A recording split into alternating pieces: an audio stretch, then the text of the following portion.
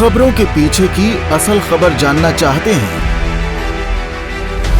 तो देखते रहिए पॉइंट ब्लैंक बाय पुष्पेंद्र। नमस्कार दोस्तों, हमने अभी राजस्थान की लाल डायरी की बात की थी कि लाल डायरी में कितने राज छुपे हैं, किसके राज छुपे हैं। और लो कर लो बात, जैसा हमने कहा था कि भारतीय जनता पार्टी को बैठे बिठाए कांग्रेस के लोग हथियार दे रहे हैं उनके हाथ में, वही हुआ। प्रधानमंत्री मोदी आज राजस्थान के सीकर में पहुंचे और वो तो वाकपटु है, उन्होंने इसे हथियार बनाया और कह दिया कि लूट की दुकान का नया प्रोडक्ट है लाल डायरी और ये कांग्रेस का डिब्बा गोल कर देगी। हालांकि इस पर मुख्यमंत्री अशोक गहलोत ने भी जवाब दिया और उन्होंने कहा कि लाल डायरी के बजाय वो लाल टमाटर बोले, उनका इशारा टमाटर की महंगाई को लेकर था। लेकिन अब तो मोदी ने दांव चल दिया और तीर चला दिए अपने।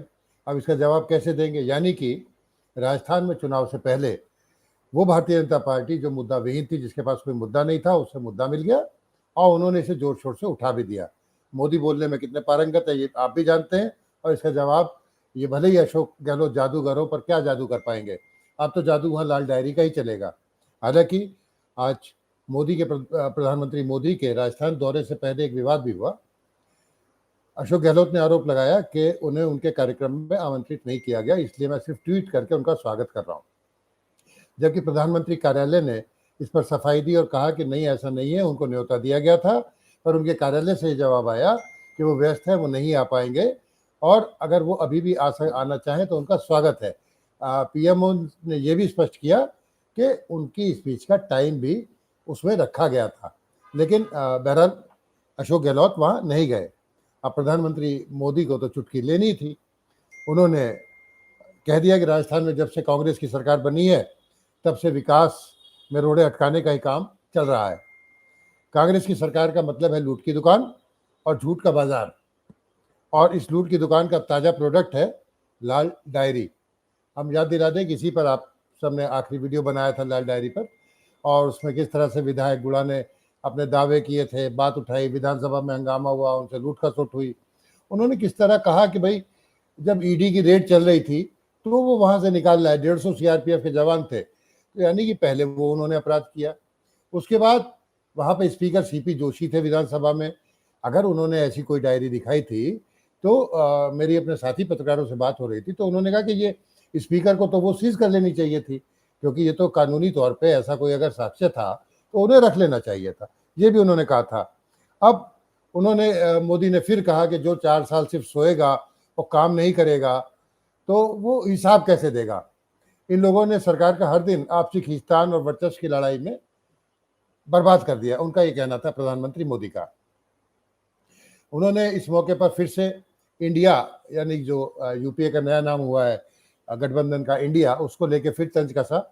हालांकि उसकी कहीं ना कहीं कसक भारतीय जनता पार्टी को है कि उसका नाम इंडिया क्यों रखा गया। तो उन्होंने कहा कि उनके सहयोगी दलों ने नाम बदलने का पैंतरा चला है। कोई पीढ़ी या कंपनी बदनाम हो जाए तो तुरंत कंपनी वाले नया बोर्ड लगाकर अपना काम शुरू कर देते हैं। कांग्रेस और उनके सहयोगी दलों की जमात ऐसे फ्रॉड कंपनियों की नकल कर रही है और यूपीए से नाम बदलकर इंडिया कर दिया। नाम इसलिए बदला ताकि ये कर्ज माफी के नाम पर किसानों से अपना विश्वासघात छिपा सके, आतंकवाद के आगे घुटने टेकने की बात छिपा सके। जैसे आजादी की लड़ाई में महात्मा गांधी ने अंग्रेजों के लिए क्विट इंडिया का नारा दिया था, वैसे ही समृद्ध भारत बनाने के लिए भ्रष्टाचार क्विट इंडिया, आतंकवाद क्विट इंडिया, परिवारवाद क्विट इंडिया जैसे नारे की जरूरत है। और ये तो मोदी को मौका मिल ही गया था, उन्होंने भ्रष्टाचार को मेन हथियार बना लिया। और आपको याद दिला दें कि कर्नाटक में कांग्रेस के जीतने में एक मुख्य कारण भ्रष्टाचार भी रहा था। कांग्रेस ने इस नैरेटिव को कैश किया था कि वह हर एक ठेके में 40% कमीशन जा रही है, और उन्होंने कहा कि इनका तरीका वही है जो हमेशा दुश्मनों ने अपनाया है। इंडिया नाम तो ईस्ट इंडिया कंपनी में भी था, उन्होंने दोहराया, और इंडिया नाम भारत शक्ति भक्ति दिखाने के लिए नहीं बल्कि भारत को लूटने के इरादे से लगाया गया था। कांग्रेस के शासनकाल में student Islamic movement of India Simi बना था, इसमें भी इंडिया था, लेकिन मकसद क्या था? मकसद आतंकवाद था। ये नाम बदलकर पॉपुलर फ्रंट ऑफ इंडिया हो गया। नया काम वही पुराना। भारत की परवाह होती तो उन्हें विदेशियों से भारत में दबाव देने की बात नहीं करते, यानी कि उन्होंने अप्रत्यक्ष रूप से राहुल पर भी निशाना साधा।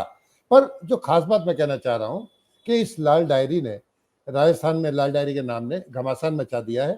और विधानसभा चुनाव में जब कुछ ही समय शेष है, ऐसे समय में ऐसा हथियार भारतीय जनता पार्टी को मिल गया है जिसने गहलोत सरकार और खासतौर पे गहलोत का मुंह लाल कर दिया है। देखते हैं आगे आगे होता है क्या। इसमें जो भी आगे डेवलपमेंट होते रहेंगे हम आपसे साझा करते रहेंगे। और प्लीज़ अगर अभी तक आपने इस चैनल को सब्सक्राइब नहीं किया है तो कृपया सब्सक्राइब करें, अपने दोस्तों से, परिवारजनों से इसे साझा करें और हमें बड़ी खुशी होगी अगर आप फीडबैक दें कि आपको ये वीडियो कैसा लगा। धन्यवाद, फिर मिलेंगे नए वीडियो के साथ। नमस्कार। खबरों के अंदर की खबर, ना काहू से दोस्ती ना काहू से बैर। सुर्खियों का मतलब क्या है, खबरों के पीछे की असल खबर जानना चाहते हैं तो देखते रहिए पॉइंट ब्लैंक बाय पुष्पेंद्र। क्या सही क्या गलत, फैसला होगा आपका।